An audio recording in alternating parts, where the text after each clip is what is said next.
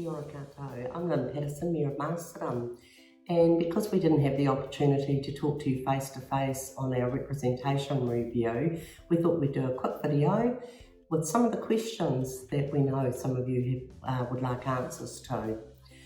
So here we go. In May this year, Council voted to establish a Māori Ward. We thought it was really important to improve Māori representation around our council table, and the change in legislation by the government allowed us to do that. So we went ahead and did it, which is why we're required now to have a representation review. Though that decision is made, it did trigger this review. The legislation is really complex. So once you establish a Māori Ward, you can't establish Māori Ward without having another ward. And currently, Masterton District Council doesn't have a ward. Councillors are voted at large right across the district, so that's why we need to establish a General Ward.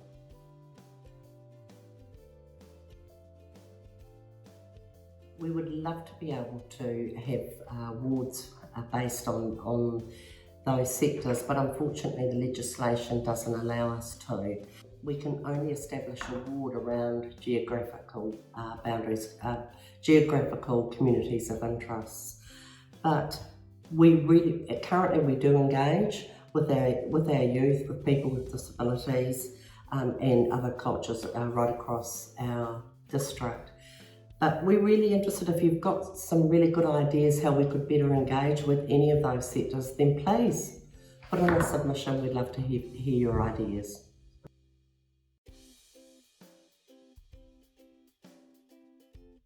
Back in 2018, when we last did a representation review and we went out and talked with our community, it became quite obvious that whether you live in some people that live in the rural area associate more with urban, and that could be lifestylers, could be people who may have beach properties, and vice versa. Some people in the urban area relate very much, they may work in the rural area.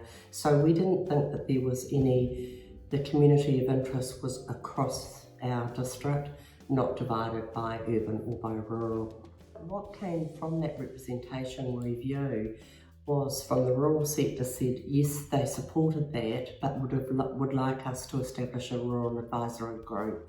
So we have done that, and that's been going for a while now. So we went out to the community and asked for 4 rural representatives, and which we do have, and that it is now an advisory group of council. So people on the Māori electoral roll get to vote for the Māori Ward Councillor, and people on the general electoral roll get to vote for the entitled to vote in the General Ward. So Māori can choose, as they currently can, which electoral roll they want to be on. But once they've decided which roll to be on, you can't change that for about 5 or 6 years. Government are currently looking at changing that. So if you're currently not on the Māori electoral roll, you can't opt to change now. So that's a government process. But there's one thing that we would all encourage you to do. If you're not on either the Māori electoral roll or the general roll, please enrol so that you can be entitled to vote.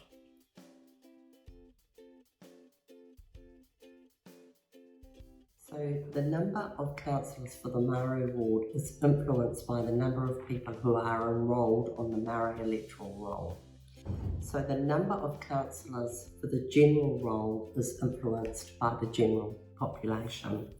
So if more people choose to enrol on the Māori roll in the future, this may mean that there may be more Māori councillors.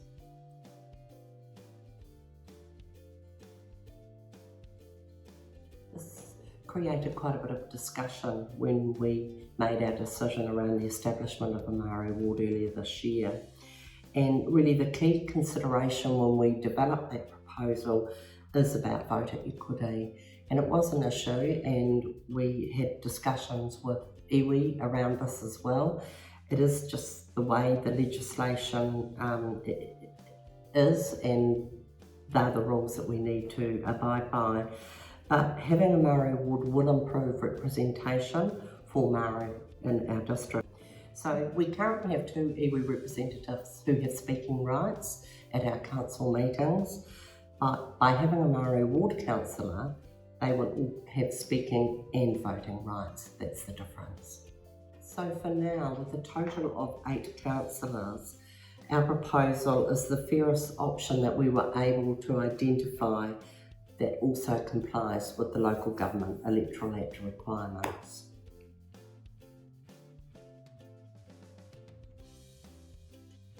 Iwi representatives are appointed to represent the 2 iwi across our region, Ngāti Kahungunu and Rangatane.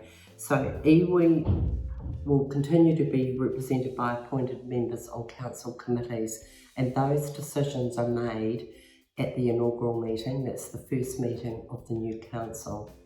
So those appointments will be made if that is the decision of the next council.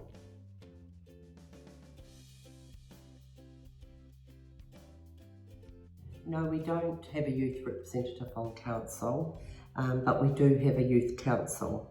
The youth council is supported by council staff and also by councillors, and is made up of representatives from secondary schools in the district. They provide a youth view on a range of issues and have also participated in the public forum of council.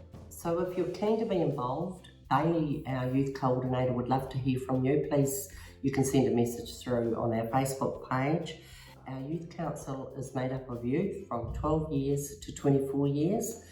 So you don't just need to be at secondary school. We would love a real mix of youth. So please get in touch.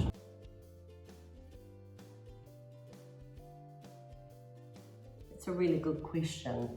The establishment of what councillors get paid is not set by council, it is set by an independent authority known as the Remuneration Authority. They set the total amount of funding to pay councillors. So they say this is the amount of the pool, and from that pool is based on the size of the district, not the number of councillors. So if the pool doesn't change and the amount of money doesn't change and there are less councillors, then they will have an increase in pay.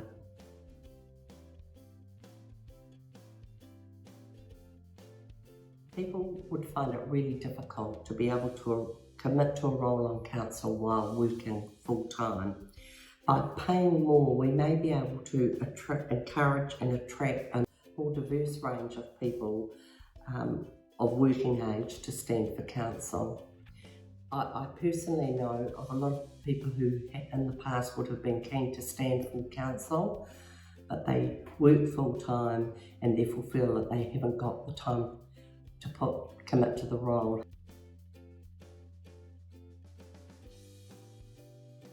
A lot of thought to this when discussing how many councillors were required, and we think 8 councillors will be able to represent our district effectively. However, those 8 councillors will need to be totally committed to the work on council, and there is a lot of work that goes on behind the scenes, so there will be a lot of work that falls on those 8 people. And this also ties back to the question of the extra remuneration, as that should be reflecting then that the 8 councillors that are elected will be remunerated sufficiently enough that they maybe only are able to work part-time.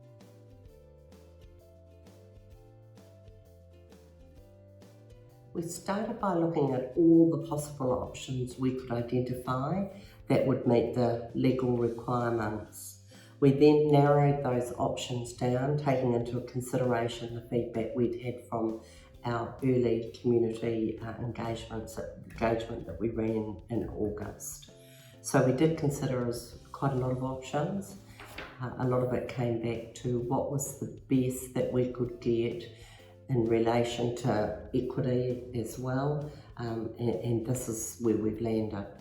But please let us know what you think. We really would love to hear from you, whether you agree, whether you disagree, or any other questions that you may have. Submissions close Monday, 4th of October at 4 p.m.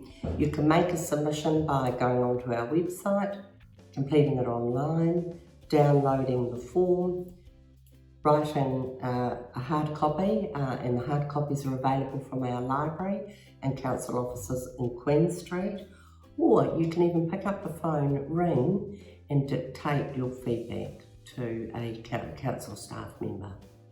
Love to hear from you. Thank you.